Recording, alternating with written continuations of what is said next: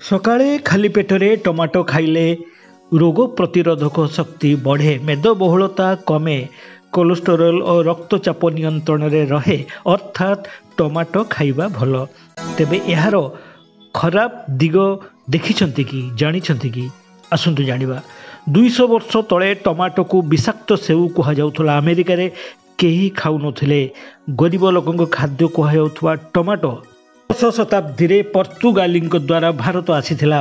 କେବଳ ପ୍ରାଚୀନ ଆୟୁର୍ବେଦିକ ୟୁନାନୀ ଗ୍ରନ୍ଥରେ ନୁହେଁ, ଆଧୁନିକ ଚିକିତ୍ସା ବିଜ୍ଞାନ ଟମାଟୋ ଖାଇବାକୁ ସବୁଜ ସଂକେତ ଦେଇସାରିଛି। କାରଣ ଟମାଟୋରେ ଭିଟାମିନ୍ ଏ, ସି, କେ ରହିଛି, ଲାଇକୋପିନ୍ ରହିଛି, ପୋଟାସିୟମ୍, ମ୍ୟାଗ୍ନେସିୟମ୍, ଫସ୍ଫରସ୍, ତାମ୍ବା, ନିଆସିନ୍ ରହିଛି, ବି କମ୍ପ୍ଲେକ୍ସ ସହ ବହୁ ପୋଷକ ତତ୍ତ୍ୱ ରହିଛି। ତେଣୁ ସକାଳେ ଖାଲି ପେଟରେ କେମିତି ଟମାଟୋ ଖାଇବେ? ସକାଳେ କେବଳ ଟମାଟୋ? ବିଲକୁଲ ନୁହଁ। ଲେଟ୍ୟୁସ୍, ବିଟରୁଟ୍, କର୍ଣ୍ଣ ସହ ସାଲାଡ୍ ଭଳି ଖାଆନ୍ତୁ। ଟମାଟୋ ସୁପ୍ ବା ମିକ୍ସ ଭେଜିଟେବୁଲ ଜୁସ୍ ବି ଖାଇପାରନ୍ତି। ବ୍ଲଡ଼ ପ୍ରେସର ନିୟନ୍ତ୍ରଣ କରେ। ଟମାଟୋ ଜୁସ୍ରେ ଲାଇକୋପିନ୍, ବିଟା କେରୋଟିନ୍ ଏବଂ ଭିଟାମିନ୍ ଇ ରହିଛି। ଏହା କେରୋଟିନଏଡ୍ ଆଣ୍ଟିଅକ୍ସିଡାଣ୍ଟ ଭଳି କାମ କରେ। ନ୍ୟୁଟ୍ରିଏଣ୍ଟସ୍ ହାଇ ବ୍ଲଡ଼ ପ୍ରେସରକୁ ନିୟନ୍ତ୍ରଣ କରେ। ଓଜନ କମ୍ କରିବାକୁ ଚାହାନ୍ତି ତ ଟମାଟୋ ଖାଆନ୍ତୁ। ଏବଂ ଟମାଟୋ ଶୁକ୍ରାଣୁ ବଢ଼ାଏ, ଇମ୍ୟୁନ୍ ସିଷ୍ଟମ୍ ଶକ୍ତ କରେ।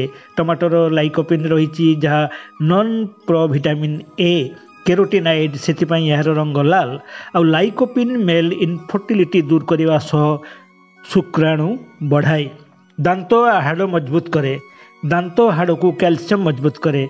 100 ଗ୍ରାମ ଟମାଟୋରେ 10 ମିଲିଗ୍ରାମ କ୍ୟାଲସିୟମ୍ ଥାଏ। ତେଣୁ ଦାନ୍ତ ହାଡ଼ ମଜବୁତ କରିବାକୁ ଟମାଟୋ ଖୁବ୍ ଉପକାରୀ। ଡାଇବେଟିସ୍ ନିୟନ୍ତ୍ରଣ କରେ। ଟମାଟୋରେ ନାରିଙ୍ଗିନ୍ କମ୍ପାଉଣ୍ଡ ରହିଛି। ଆଣ୍ଟି ଡାଇବେଟିକ୍ ଗୁଣ ଯୋଗୁଁ ରକ୍ତରେ ଗ୍ଲୁକୋଜର ଲେଭେଲ୍ କମ୍ କରେ, ଯାହାଫଳରେ ଡାଇବେଟିସ୍ ନିୟନ୍ତ୍ରଣକୁ ଆସିପାରେ। ଆଖି ପାଇଁ ଲାଭଦାୟକ। ଯେହେତୁ ଟମାଟୋରେ ଭିଟାମିନ୍ ସି ରହିଛି, ତେଣୁ ଆଖିକୁ ସୁରକ୍ଷିତ ରଖେ, ଦୃଷ୍ଟିଶକ୍ତି ବଢ଼ାଏ। ଟମାଟୋ ଯନ୍ତ୍ରଣା କମ୍ କରିବା ସହ ପ୍ରଚୁର ମାତ୍ରାରେ ଫୋଲେଟ୍ ଥିବାରୁ ଗର୍ଭବତୀ ମହିଳା ଓ ଗର୍ଭସ୍ଥ ଭ୍ରୂଣ ପାଇଁ ଉପକାରୀ ସାବ୍ୟସ୍ତ ହୋଇଥାଏ। ଏହା ଲିଭର କ୍ୟାନ୍ସର ରୋକିବା ସହ ଆଲକୋହଲିକ୍ ଲିଭରକୁ ସୁସ୍ଥ ରଖେ। ତ୍ୱଚାକୁ ତାଜା କରିବା ସହ କେଶ ପାଇଁ ମଧ୍ୟ ଖୁବ୍ ଭଲ ଟମାଟୋ। ତେବେ ଏହାର ମନ୍ଦ ଦିଗ ବି ଜାଣିବା ନିହାତି ଦରକାର। କାକୁଡ଼ି ସହ ଖାଆନ୍ତୁ ନାହିଁ, କାରଣ କାକୁଡ଼ି ସହ ଟମାଟୋ ଖାଇଲେ ଏସିଡ୍ ହୋଇପାରେ। ଅଧିକ ଟମାଟୋ କିଡନୀ ଷ୍ଟୋନ୍ ସମସ୍ୟା ବଢ଼ାଇ ଦିଏ। ଡାଇରିଆ ହେଲେ ଖାଆନ୍ତୁ ନାହିଁ, କାରଣ ଟମାଟୋରେ ସାଲମୋନେଲା ନାମକ ବ୍ୟାକ୍ଟେରିଆ ରହିଛି। ଏକଥା ବି ଜାଣିଥିବେ, ଏହି ବ୍ୟାକ୍ଟେରିଆ ପାଇଁ ଆମେରିକାରେ ଏବେ 15ଟି ରାଜ୍ୟରେ ଟମାଟୋକୁ ନିଷିଦ୍ଧ କରାଯାଇଛି। ନିଷିଦ୍ଧ କରିଛି ଆମେରିକାର FDA, food and drug administration, ଯେଉଁଥିପାଇଁ ଏବେ ଆମେରିକା ହରାଇବାକୁ ଯାଉଛି 6,000 କୋଟି ଟଙ୍କାର ବେପାର।